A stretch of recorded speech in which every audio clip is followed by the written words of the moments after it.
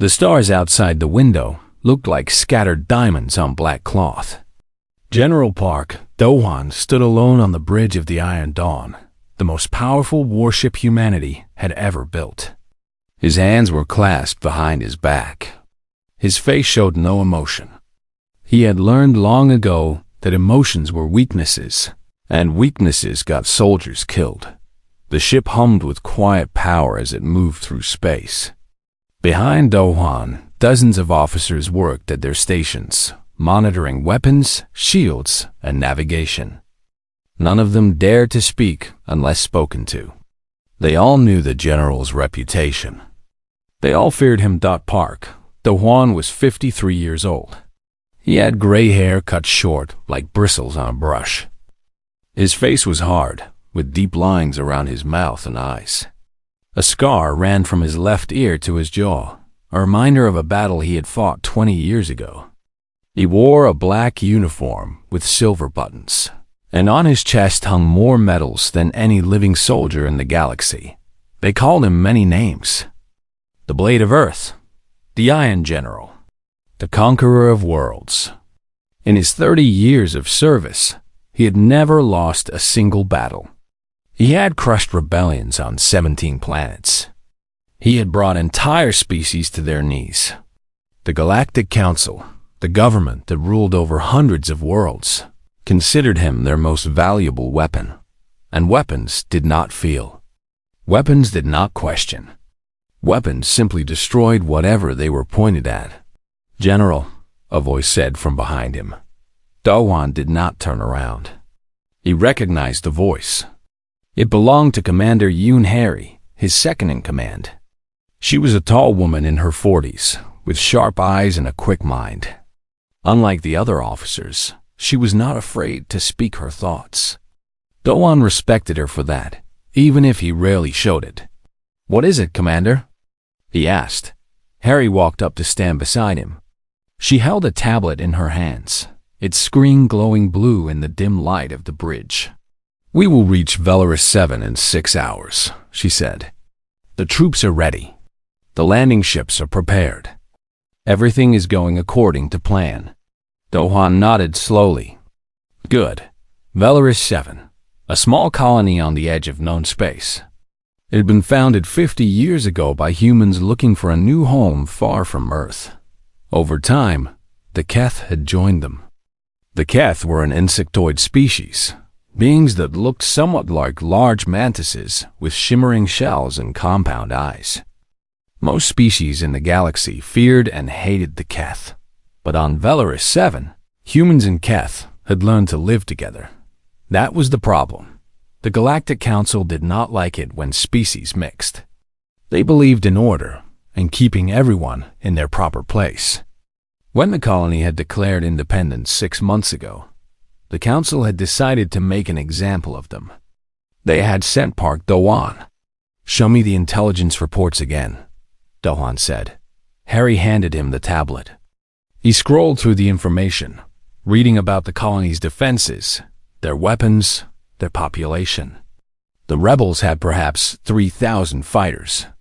Do-hwan had brought 50,000 soldiers and enough firepower to turn the entire planet to glass dot.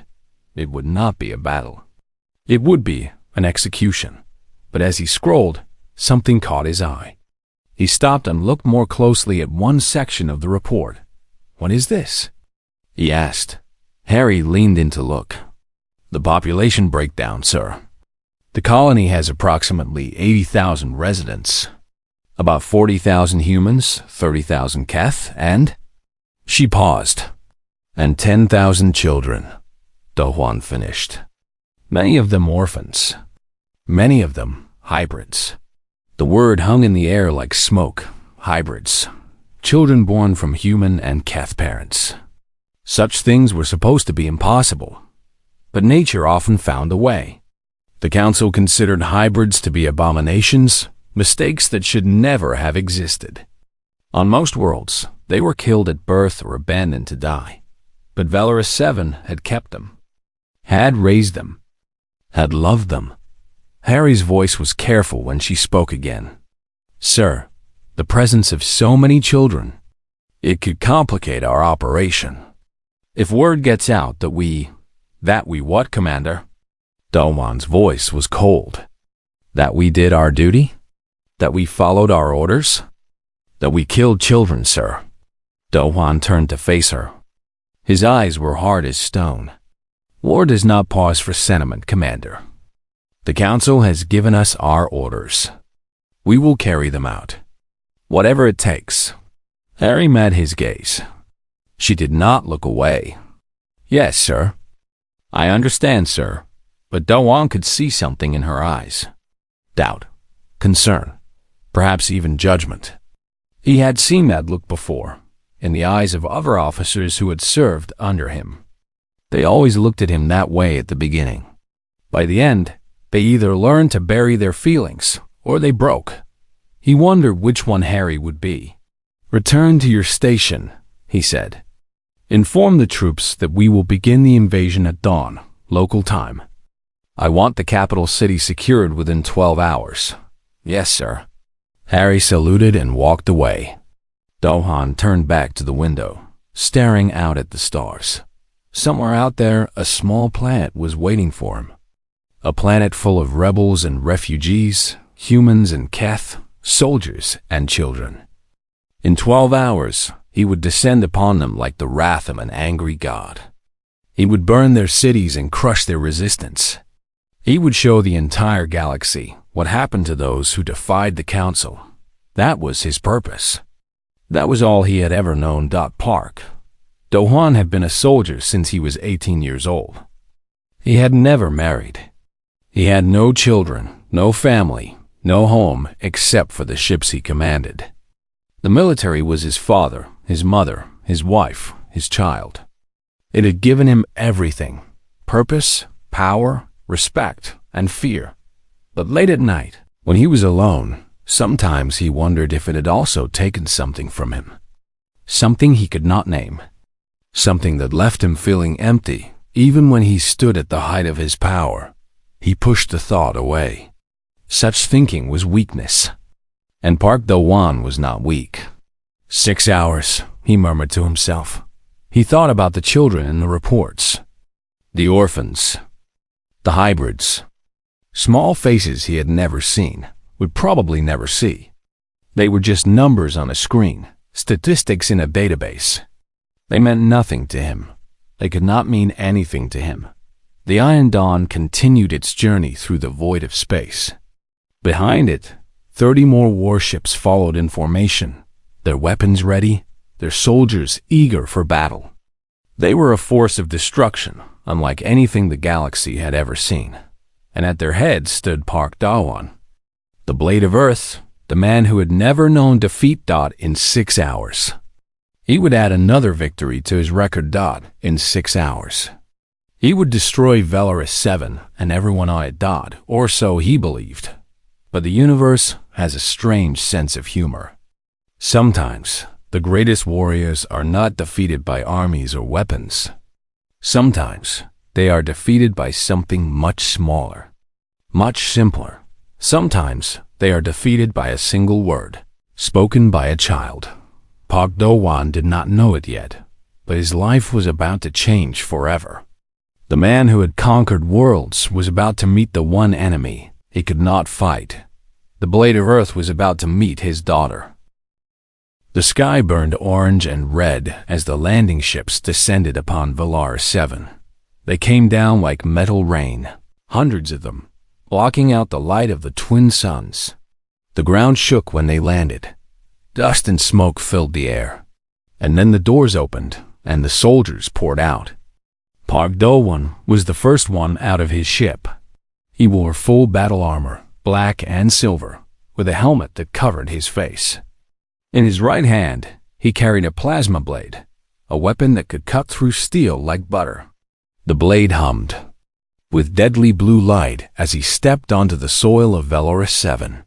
Around him, his soldiers formed into lines. They moved with perfect discipline, thousands of men and women in identical armor, carrying rifles and grenades and all the tools of war.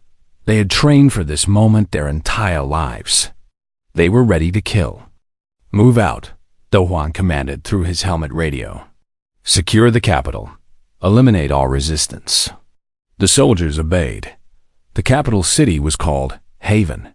It was a modest place, with low buildings made of stone and metal, streets lined with trees, and gardens on every corner.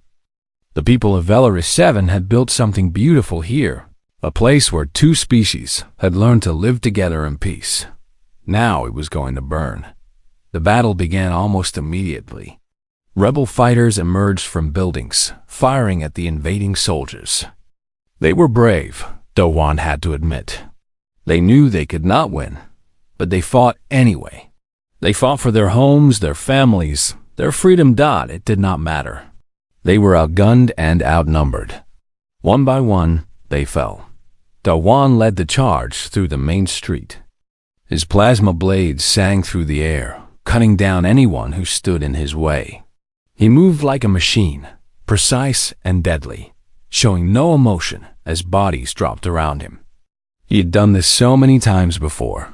It was routine now. It was easy. But something felt different this time. He could not explain it. There was a strange feeling in his chest, a tightness that he had never felt before. He ignored it and kept fighting. By midday, the resistance was almost broken. The rebel fighters had retreated to the edges of the city, and Do-hwan's forces controlled most of Haven. Smoke rose from damaged buildings. The streets were littered with debris and the bodies of the fallen. Do-hwan walked through the destruction with Commander Harry at his side. She had removed her helmet and her face was pale. She looked around at the devastation with eyes that seemed very tired. "The central district is just ahead," she said, her voice flat. "Our scouts report that it's the last major holdout. Heavy fortification. They're protecting something." Do-hwan nodded. "Then that's where we go next. They're probably hiding their leaders there. We take them out, and this is over." They moved forward with a squad of elite soldiers. The central district was different from the rest of the city. The buildings here were older, made of white stone that gleamed even through the smoke. There were no shops or homes, just one large structure in the middle of a wide courtyard. As they approached, Do-hwan noticed something strange. There were no fighters here, no guns, no barricades. Instead, there were flowers planted along the walls, and colorful curtains in the windows, and a wooden sign above the door that read, "House of Hope." He stopped. "What is this place?" He asked before Harry could answer. The door opened. A woman stepped out. She was old, perhaps 70, with white hair and a kind face. She wore simple gray clothes, like a nun or a priest. She walked with a cane, but her back was straight and her eyes were clear. She showed no fear as she looked at the soldiers pointing their weapons at her. "Welcome to the House of Hope," she said calmly. "My name is Kim Yoonji. I am the caretaker of this orphanage." Do-hwan felt something cold run down his spine. Orphanage. "Step aside," he commanded. "We have orders to search this building for rebel fighters." Kim Yoonji did not move. She smiled gently, as if he had said something amusing. "There are no fighters here, General Park Do-hwan," she said. "There are no weapons. There are no rebels. There are only children. The forgotten ones. The ones nobody else wanted." She stepped to the side and gestured toward the open door. "But please, come and see for yourself." Do-hwan hesitated. This was not what he had expected. He looked at Harry, who shook her head slightly. Something was wrong here. This was not a military target, but orders were orders. "Stay here," he told his soldiers. "I'll search the building myself." He walked past Kim Yoonji and through the door. The inside of the orphanage was warm and bright. The walls were painted in soft colors, yellow and pink and blue. There were small chairs arranged around low tables, and toys scattered on the floor, and books piled on shelves. It looked like any orphanage on any world. And everywhere there were children. They sat in corners, huddled together in groups of 3 or 4. They lay on mats, covered with thin blankets. They hid behind curtains and under tables. Hundreds of them, maybe 1,000. Human children with round faces and dark hair. Keth children with shimmering shells and delicate wings. And hybrid children, the ones with human bodies and Keth features, or Keth bodies and human eyes. They were all staring at him. They were all terrified. Dawan walked through the orphanage slowly. His boots made heavy sounds on the wooden floor. The children shrank away from him as he passed, pressing themselves against the walls, covering their faces with their hands. He searched every room, every closet, every corner. He found beds and blankets and simple food. He found drawings on the walls, crayon pictures of houses and trees and families. He found a garden in the back where vegetables grew in neat rows. He found no weapons, no soldiers, no rebels. He found only the forgotten. Kim Yoonji followed him through the search, saying nothing. When he was done, she spoke again. 30 years ago, I came to this world as a missionary, she said. I wanted to help the poor, but when I got here, I found something worse than poverty. I found children that nobody loved. Human children abandoned by their parents. Keth children orphaned by war. Hybrid children rejected by both species. She paused, looking around at the small faces watching them. So I stayed. I built this place. I took in every child that no one wanted. I taught them that they were worthy of love. I showed them that different species could live together in peace. She turned to face Do-Wan directly. Her old eyes seemed to look straight through his armor, through his flesh, into his soul. You can kill me, General. You can burn this building to the ground. But please, I beg you, spare the children. They have done nothing wrong. They are innocent. Do-Wan stood in the middle of the orphanage, surrounded by frightened children, and felt something crack inside him. He did not know what it was. He did not understand it. He opened his mouth to give an order. And then he felt something touch his leg. He looked down. A small hand was tugging at his armor boot. A small face was looking up at him. Large eyes, half brown and half violet, shining with tears and hope. A little girl, a hybrid child, no older than 5. And in her other hand, she held a crumpled piece of paper, a drawing. Excuse me, she said in a tiny voice. Are you my father? Part Do-Wan had faced death 100 times.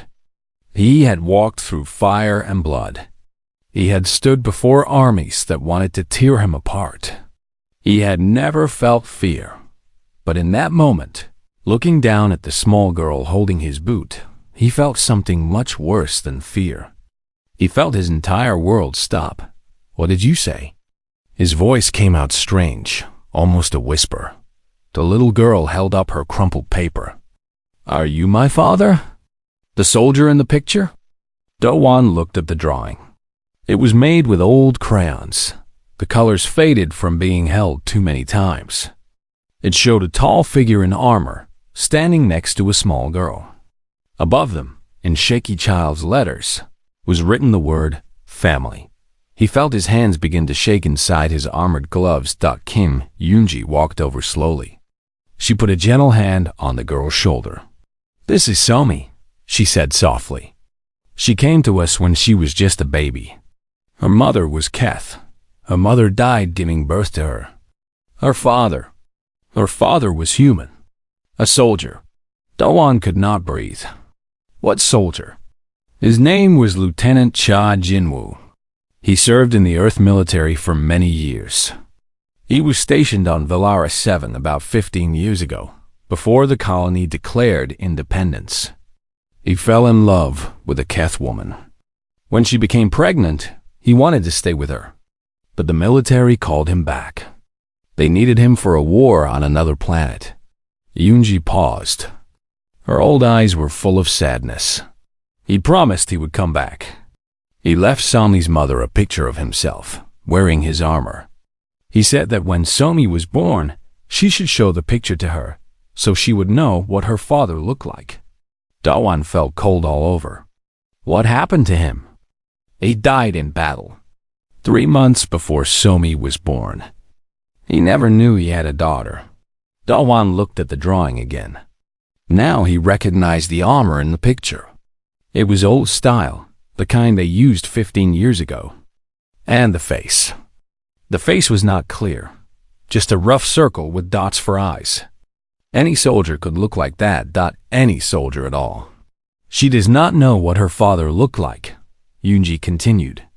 Her mother died before she could tell her. All she has is this drawing. Every time a soldier comes to our world, she asks the same question. She has been asking for 5 years.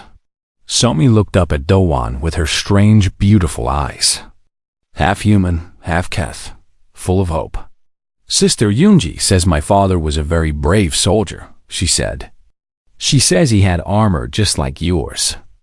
She says he would have loved me very much if he had met me. Do-won could not speak. His throat was closed. I dream about him sometimes, Somi said. In my dreams, he comes back and picks me up and holds me. And he says, I'm sorry I was gone so long, Somi, but I'm here now. I'll never leave again. She reached up with both hands, as if asking to be lifted. Are you him? Are you my father? Park Do-won had killed thousands of people. He had destroyed cities and broken nations. He had made entire species surrender with just his name. He was the most feared man in the galaxy. And now he stood, helpless before a 5-year-old girl. He removed his helmet. The children in the orphanage gasped. They had never seen the face of the terrifying general before. They expected a monster. What they saw was just a man. A tired man with gray hair and a scarred face and eyes that looked very, very old. Do-won knelt down so his face was level with Somi's. No, he said. His voice cracked. I am not your father. I'm sorry. Somi's face fell. Her eyes filled with tears. She had heard these words so many times before, but they still hurt. They always hurt. Oh, she said quietly. I thought, because your armor is the same. She lowered her drawing and clutched it to her chest. It's okay, she said, trying to smile even though tears ran down her cheeks. Maybe the next soldier will be him. Sister Yoonji says I should never stop hoping. Something broke inside Do-won. He did not know what it was. He had thought he had no heart left to break. But watching this little girl cry, watching her try to be brave, watching her hold on to hope even when hope was gone, he felt something warm and painful spread through his chest. It was an emotion he had not felt in 30 years. It was an emotion he had buried, so deep that he had forgotten it existed. It was shame that he thought about all the things he had done, all the people he had killed, all the worlds he had destroyed. He had told himself that it was necessary, that he was serving the greater good, that he was just following orders. But looking at Somi's tears, he saw the truth. He was not a hero. He was not a protector. He was a weapon pointed at the innocent by people who cared about nothing but power. He was a monster. And he was tired of being a monster. Slowly, carefully, he reached out and wiped the tears from Somi's face. I am not your father, he said again. But maybe I can help you find him. Somi looked at him with wide eyes. Really? Really? The word came out before he could stop it. I used to know many soldiers. Lieutenant Cha Jinwoo. I think I knew him. I think I can tell you about him. Would you like that? Somi's face lit up like a sunrise. Yes, yes, please. She threw her arms around Do-won's neck and hugged him. He froze. He had not been hugged in 30 years. He did not know what to do with his hands. Kim Yoonji watched with tears in her own eyes. She said nothing. She did not need to. Outside, Commander Harry waited with the soldiers. They had heard nothing from inside the orphanage. They did not know what was happening. They only knew that General Park Do-hwan, the Blade of Earth, the most ruthless man in the galaxy, had entered a building full of children. And when he came out, an hour later, everything had changed. He was carrying Somi in his arms. She was asleep, her small head resting on his shoulder, her crumpled drawing still clutched in her hand. Harry stared at him in shock. She had never seen him like this. His face was different, softer, more human. "Sir?" she asked carefully. "What are your orders?" Do-hwan looked at her. He looked at the soldiers. He looked at the burning city around them, and he made a choice. "New orders," he said. His voice was calm but firm. "Pull back all forces. Cease all combat operations. This orphanage is now under our protection. Anyone who threatens these children will answer to me personally." Harry's mouth fell open. "Sir." The council is not here," Do-hwan said. "I am. I say this war is over." He turned and walked back into the orphanage, still carrying Somi in his arms. Behind him, the soldiers looked at each other in confusion. But they obeyed. They always obeyed. They did not know that they were witnessing the beginning of something new. They did not know that the greatest general in the galaxy had just started his greatest battle, the battle to become a father. 3 days passed. 3 days that felt like 3 years. Park Do-hwan stood in the garden behind the orphanage, watching the children play. Human children chased Keth children around the vegetable beds. Hybrid children laughed and shouted and threw balls at each other. They had been terrified just days ago. Now they acted like the soldiers outside were their protectors, not their enemies, because that is what they had become. Do-hwan had given orders. No soldier was to harm any civilian. No building was to be destroyed. The orphanage was to be given food, medicine, and whatever supplies it needed. The troops were to help repair the damage from the invasion. His soldiers obeyed, but they were confused. This was not what they had trained for. They had come to conquer, not to build. They had come to destroy, not to heal. Commander Harry approached him now. She had a tablet in her hand and her face was grim. "General," she said, "we have a problem." Do-hwan did not turn around. "What kind of problem?" "The Galactic Council has been trying to contact us for 2 days. They want a progress report. They want to know why we haven't completed our mission. They're getting impatient." Do-hwan finally looked at her. "What have you told them?" "Nothing yet. I've been delaying, making excuses. But they won't wait much longer. If we don't give them what they want, they'll send someone else. Someone who will finish what we started." Do-hwan was silent for a long moment. He watched a little Keth boy share his bread with a human girl. He watched a hybrid child help an old Keth woman walk across the courtyard. He watched Somi run toward him with flowers in her hands. "Look, General," she cried happily. "I found flowers for you. Sister Yoonji says flowers make people smile." She held them up to him, her eyes bright with joy. They were simple wildflowers, purple and yellow and white. Nothing special. But Somi presented them like they were the greatest treasure in the universe. Do-hwan felt something twist in his chest. He took the flowers carefully. "Thank you, Somi," he said. "They're beautiful." Somi beamed. "Sister Yoonji says you're sad a lot. She says soldiers are always sad because they see bad things. But flowers help. Flowers remind us that pretty things still exist, even when everything else is ugly." She hugged his leg and ran back to play with the other children. Harry watched the exchange in silence. When Somi was gone, she spoke again. "Sir, what are we going to do? The council won't accept failure. If we don't destroy this colony, they'll destroy us. They'll brand us traitors. They'll hunt us down." Do-hwan looked at the flowers in his hand. "Do you remember Lieutenant Cha Jin-woo?" he asked suddenly.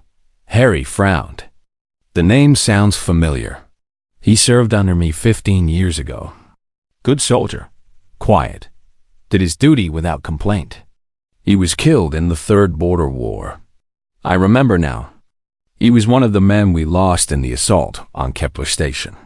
What about him? Do-hwan pointed at Somi, who was now making flower crowns with the other children. She's his daughter. He never knew she existed. He died before she was born. And now she's been waiting her whole life for a father who will never come back. Harry was quiet for a moment. That's tragic, but I don't understand what this has to do with our situation. Do-hwan turned to face her fully.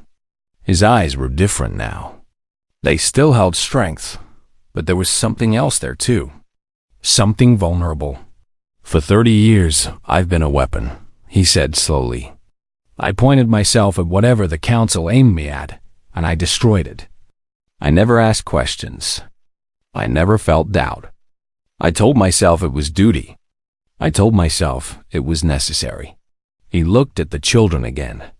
But I was lying to myself. The truth is, I was afraid. Afraid to feel. Afraid to question. Afraid to be anything other than what they made me. Because if I started feeling, I would have to face what I had done. I would have to admit that I was not a hero. That I was a killer. That I had blood on my hands that would never wash away. He dropped the flowers and walked toward the edge of the garden. Harry followed. Then, that little girl asked me if I was her father, Do-hwan continued. And I realized something. I've spent my entire life serving the council. I have given them everything. My youth, my health, my humanity. And what have they given me in return? Nothing. I have no family, no friends, no home. I have nothing except medals and scars and nightmares. He stopped and turned to Harry. But that little girl, she has nothing too. No parents, no home, nothing except a crumpled drawing and a hope that will never come true. And yet she still smiles. She still gives flowers to strangers. She still believes in the goodness of people. His voice cracked. She has more courage than I have ever had. She has more strength. She is everything I should have been and never was. Harry did not know what to say. She had served under Do-hwan for 10 years. She had never seen him like this. She had never known he was capable of such emotion. What are you saying, sir? She asked quietly. Do-hwan took a deep breath. He reached into his chest plate and pulled out his general's insignia, a gold pin in the shape of a blade. He had worn it for 20 years. It was his identity, his purpose, his life. He placed it in Harry's hand. Tell the council that resistance was lighter than expected, he said. Tell them the colony has surrendered. Tell them there are no threats remaining. Tell them whatever you need to tell them to make them go away. Harry stared at the insignia in shock. Sir, that's not. That is my final order, Commander. Do it. And what about you? What will you do? Do-hwan looked back at the orphanage. At the children. At Somi. Humanity's strength was never in conquest, he said softly. It was in what we choose to protect. For 30 years, I chose to destroy. Now I choose differently. He removed his armor piece by piece and let it fall to the ground. Beneath it, he wore simple clothes, gray and ordinary. He looked smaller without the armor. More human. I'm staying here, he said. I'm going to help rebuild what I destroyed. I'm going to protect these children. And maybe I can become something better than what I was. Harry looked at him for a long moment. Then she smiled. It was a small smile, but it was real. The council will call you a traitor, she said.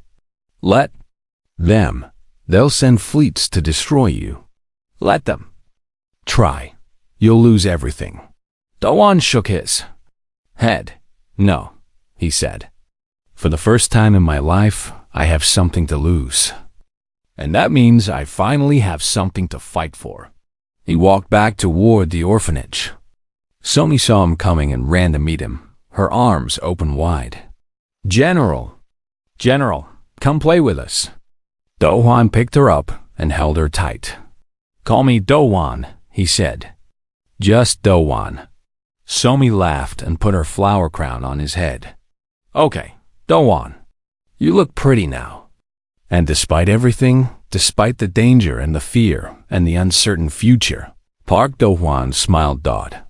It was the first real smile he had smiled in 30 years. 1 year had passed since the invasion. 1 year since General Park Do-hwan had raised his blade against Valorous 7. 1 year since a little voice had called him father and changed everything. The galaxy had not been kind in that year. The Galactic Council had called Do-hwan a traitor, just as Harry had predicted. They had stripped him of his rank, his medals, his honors. They had declared him an enemy of civilization. They had sent 3 fleets to bring him to justice.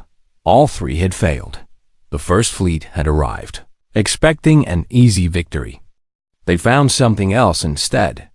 Word had spread across the galaxy about what had happened on Valorous 7, about the general who had thrown away everything to protect orphans, about the children who had tamed the Blade of Earth. Species that had feared humanity for centuries now looked at them with new eyes. When the first fleet appeared in orbit, 12 alien ships appeared beside them. They were not warships. They were transport ships, medical vessels, cargo haulers. They carried representatives from a dozen different species, all of them demanding to speak. We are witnesses, their leader declared. The galaxy is watching. If you attack these children, the entire universe will know what you have done. The first fleet retreated without firing a shot. The second fleet came with more ships, more weapons, more determination. They were met by something even more powerful: testimony. Survivors from 17 worlds came forward, people whose lives had been destroyed by the Council's policies. They told their stories to every news channel in the galaxy. They spoke of cruelty and oppression and injustice. And they spoke of hope. Of a human general who had looked at a child and chosen love over hate. Public opinion turned against the Council. Protests erupted on 100 planets. The second fleet was recalled before it reached VELARS-7. The third fleet never launched at all. The Council, faced with growing unrest and the threat of civil war, quietly dropped all charges against Do-hwan. They pretended Valorous 7 did not exist. They hoped everyone would forget, but nobody forgot. The orphanage had grown. What was once a single building in a ruined city was now a sanctuary that covered half the planet. Refugees came from across the galaxy, people who had nowhere else to go, people who had been rejected by their own kind. They came to Valorous 7 and they found welcome. Sister Kim Yoonji still ran the school, though she needed more help now. She had trained dozens of teachers, human and Keth and hybrid alike. The children learned reading and writing and math. They learned history and science and art. Most importantly, they learned that they were valued, that they were loved, that they belonged. Commander Yoon Harry had stayed too. She had resigned her commission and come back to Valorous 7 with supplies and volunteers. She now managed the colony's defenses, though she rarely needed to do much. The galaxy had decided that this place was sacred. No one wanted to be the one who harmed it. And Park Do-hwan? Park Do-hwan worked in the garden most days. It was strange work for a man who had once commanded armies. He woke up early each morning and walked to the vegetable beds behind the orphanage. He pulled weeds and watered plants and taught children how to grow food. His hands, which had once held weapons of destruction, now held seeds and soil. He was happy. He had not known he was capable of happiness. He had thought that part of him had died long ago, killed by war and violence and pain. But it had only been sleeping, buried deep beneath layers of armor and duty and fear. Somi had woken it up. I was 6 years old now. She had grown taller, and her hair was longer, and her eyes still shifted colors when the light changed. She called Do-hwan father now, though they both knew he was not her biological parent. It did not matter. Love made its own family. One evening, as the twin suns set over the horizon, Somi came running to Do-hwan across the fields. Her antennae bounced as she ran, catching the golden light. She was holding something in her hands. Father, look what I made. Do-hwan knelt down to see. It was a drawing, much neater than the old one she used to carry. This one showed a man without armor, wearing simple clothes, surrounded by children of every species. Above the picture, in careful letters, was written, "My father." Do-hwan felt tears prick his eyes. He pulled Somi into a tight hug. "It's beautiful," he whispered. "I love it." Harry walked over from where she had been watching. She had a quiet smile on her face. "She's been working on that for weeks," Harry said. "She wanted it to be perfect." Do-hwan looked at the drawing again. The man in the picture was smiling. He looked peaceful. He looked free. He looked nothing like the General Do-hwan used to be. "Humanity thought I was their greatest weapon," Do-hwan said softly, still holding Somi close. "Turns out I was just a fool with a sword, waiting for a little girl to show me what strength really means." Somi laughed and climbed onto his shoulders, as she loved to do. "You're not a fool, father. You're the bravest person I know." "Why do you say that?" "Because Sister Yoonji told me. She said being brave doesn't mean not being scared. It means being scared and doing the right thing anyway. And you were really scared, but you still saved us. That's the bravest thing ever." Do-hwan smiled and bounced her gently on his shoulders. "When did you get so wise, little one?" "I learned from you." Harry laughed. "She has you there." They walked back toward the orphanage together, the three of them, as the suns painted the sky in shades of orange and pink.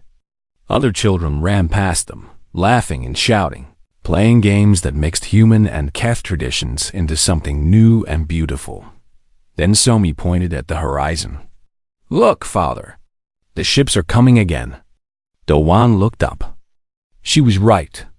Ships were descending through the atmosphere, their lights blinking against the darkening sky. But these were not warships. These were transport vessels, heavy with supplies and passengers. More refugees. More lost souls looking for home. "How many this time?" Do-hwan asked Harry. She checked her communicator. "About 500. From the outer colonies mostly. A mix of species. Many children." Do-hwan nodded. "Make sure we have enough beds. And tell the kitchen to prepare extra food. They'll be hungry after their journey." Already done. The ships landed in the field beyond the orphanage. Doors opened and people began to emerge. Tired faces. Frightened faces. But as they looked around and saw the children playing, the gardens growing, the lights warm and welcoming, their expressions changed. They had heard stories about this place. They had not believed them. Now they saw that the stories were true. A little boy, no more than 4 years old, stumbled down from one of the ships. He was Keth, but he had been burned somehow, his shell scarred and broken. He looked around with terrified eyes, not understanding where he was. Somi jumped down from Do-hwan's shoulders and ran toward him. "Hello," she said brightly. "Welcome to Valorous 7. Are you scared?" "I was scared too when I first came here. But it's okay now. Everyone is nice here. Do you want to see my father? He used to be a scary soldier, but now he grows vegetables. He's really good at it." The little boy stared at her in confusion. But slowly, very slowly, his fear began to fade. Somi took his hand and led him toward the orphanage, chattering happily about all the wonderful things he would see. Do-hwan watched them go. His heart felt full to bursting. "You know," Harry said quietly, "the council thought they were sending you here to destroy. Instead, You built something greater than they could ever imagine.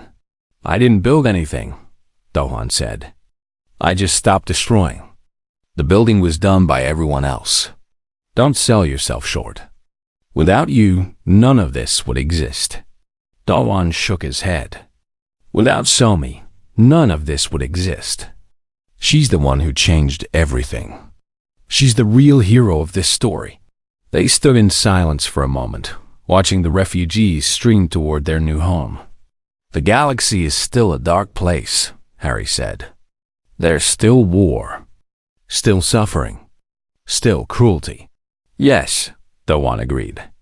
But there's also this, a place where enemies become friends, where orphans find families, where a weapon learns to become a man. He looked up at the stars, now visible in the evening sky. Humanity's true power was never in destruction, he said. It was in the choice to be better, the choice to protect instead of harm, the choice to love instead of hate. He smiled, thinking of Somi and her drawing and her flower crowns. The galaxy learned something that day. They learned that the mightiest warrior in history could be transformed by a child's question. They learned that even the darkest heart could find light again. He turned and walked toward the orphanage, where warmth and laughter awaited. They learned that humanity's greatest strength was not the ability to conquer worlds. He opened the door and stepped inside. It was the ability to become fathers.